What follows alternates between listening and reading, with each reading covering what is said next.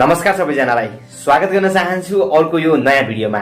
आजको यस भिडियोमा मैले तपाईहरुलाई नागरिकता सिटिजनशिप तपाईले कसरी प्राप्त गर्न सक्नुहुन्छ नेपालमा सम्पूर्ण कुराको डिटेल इन्फर्मेसन तपाईहरुलाई दिनेवाला छु। कहाँ जानुपर्छ तपाई नागरिकता बनाउन, तपाईलाई के डकुमेन्टहरु चाहिन्छ, तपाईलाई के कति पैसा खर्च लाग्छ, कति दिनमा नागरिकता बन्छ, सम्पूर्ण कुराको डिटेल इन्फर्मेसन तपाईहरुले पाउनु हुनेछ यो भिडियो मार्फत। त्यसकारण भिडियो अन्तिमसम्म हेरेर साथ दिनु होला है त।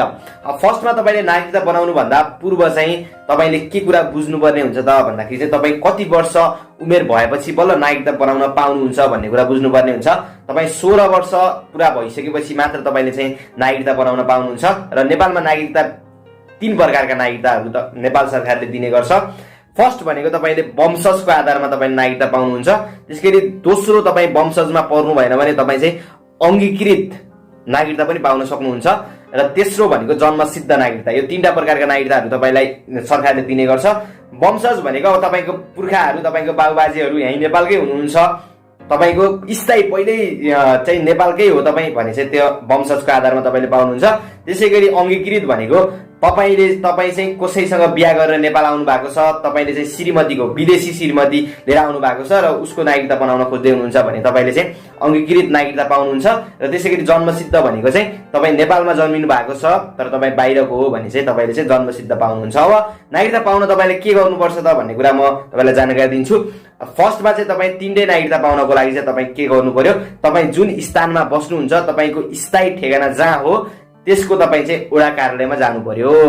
वडा कार्यालयमा गइसकेपछि वडा कार्यालयको वडा अध्यक्षले तपाईलाई चाहिँ एउटा सिफारिस बनाइदिनुहुन्छ जहाँ चाहिँ के लेखेको हुन्छ त भन्दाखेरि चाहिँ तपाई चाहिँ यसको छोरो हो, यसको नाति हो हैन, तपाई चाहिँ यहाँको स्थानीय बासिन्दा हो, नागरिकता दिनुस् भनेर चाहिँ एउटा सिफारिस बनाइदिनुहुन्छ। त्यो सिफारिस बनाइदिए बापत चाहिँ प्रत्येक वडा कार्यालय हेरी चाहिँ मिनिमम 50-100 रुपैयाँ देखि चाहिँ 200-300 सम्म चार्ज लिन सक्छन्। वडा कार्यालय अनुसार भर पर्छ है। त्यसपछि त्यो सिफारिस लिएर तपाई चाहिँ कहाँ जानुहुन्छ भन्दाखेरि जिल्ला प्रशासन कार्यालयमा जानुपर्ने हुन्छ है, अथवा इलाका प्रशासन कार्यालय। भनेको इलाका प्रशासन कार्यालय भनेको के हो भन्दा जिल्ला ठुलो छ, जनसंख्या धेरै छ भने चाहिँ त्यो जिल्लामा विभिन्न ठाउँमा चाहिँ के हुन्छ भन्दा इलाका प्रशासन कार्यालय तोकेको हुन्छ। तपाईलाई पाइ पर्ने ठाउँमा तपाई चाहिँ जान सक्नुहुन्छ। मेन त तपाई जिल्ला प्रशासन कार्यालय भन्ने बुझ्नुस् है। त्यहाँ जाँदाखेरि चाहिँ तपाईले कसलाई लिएर जानु पर्यो त भन्दा तपाईको बाबा मम्मी तपाईसँगै हुनुहुन्छ भने बाबा अथवा मम्मी जसलाई लिएर गए पनि भयो र बाबा मम्मीको ओरिजिनल नागरिकता लिएर जानु पर्यो। अथवा बाबा मम्मी हुनुहुन्न भने तपाईले 3 पुस्ते खुल्ने जस्तो तपाईको काका हुन सक्नुहुन्छ, ठुलोबा हुन सक्नुहुन्छ, ठुलोबा ठुलो मम्मीको छोराछोरी जसले चाहिँ नागरिकता पाइसक्नु भएको छ उहाँको ओरिजिनल नागरिकता लिएर तपाई चाहिँ जानु पर्यो। जानु परिसकेपछि त्यो सिफारिस पनि लिएर जानुभयो भने चाहिँ अब तपाईले चाहिँ फोटो, पासपोर्ट साइजको फोटो पनि लिएर जानुपर्ने हुन्छ। तपाईको चाहिँ वडा कार्यालयमा 2टा पासपोर्ट साइजको फोटो चाहिन्छ र तपाईको चाहिँ जिल्ला प्रशासन कार्यालयमा चाहिँ तपाईको 3टा पासपोर्ट साइजको फोटो चाहिन्छ। त्यसपछि अब तपाईले सिफारिस लिएर तपाईको आफ्नो बाबालाई लिएर जानु भएको छ, बाबाको वंशजको नागरिकता छ बाबाको पहिल्यै भने त अब तपाईले के लफडा भएन, तपाईले पाइहाल्नु भयो। अनि अर्को कुरा है, अब तपाई चाहिँ स्टुडेन्ट हुनुहुन्छ, तपाईसँग एसएलसी को सर्टिफिकेट छ अथवा 8 पासको सर्टिफिकेट छ, क्यारेक्टर सर्टिफिकेट छ भने त्यो डकुमेन्टहरु लिएर जानुस् है, तपाईलाई धेरै सजिलो हुन्छ।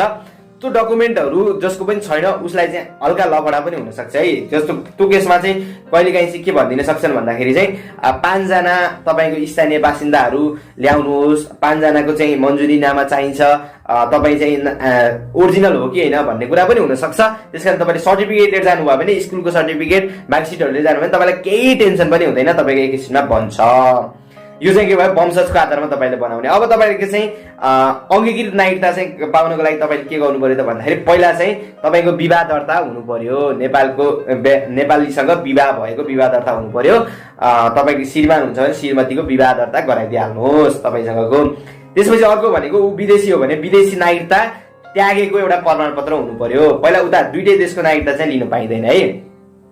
त्यसपछि अर्को भनेको अब वडा कार्यालयबाट सिफारिस लिएर जाने अरु प्रोसेस भनेको त्यही नै हो। श्रीमान जानु पर्यो अथवा श्रीमान हुनुहुन्न भने सासु ससुरा जसको भए पनि अब ओरिजिनल नागरिकता लिएर जिल्ला प्रशासन कार्यालय अथवा इलाका प्रशासन कार्यालयमा जानु पर्यो। अब अर्को भनेको जन्मसिद्ध नागरिकता भनेको चाहिँ नेपालमै जन्मेको हो भन्ने चाहिँ जन्म दर्ता हुनु पर्यो। त्यसपछि चाहिँ अब एटलिस्ट चाहिँ अब 16 वर्ष पुरा भएको हुनु पर्यो के अरे होइन।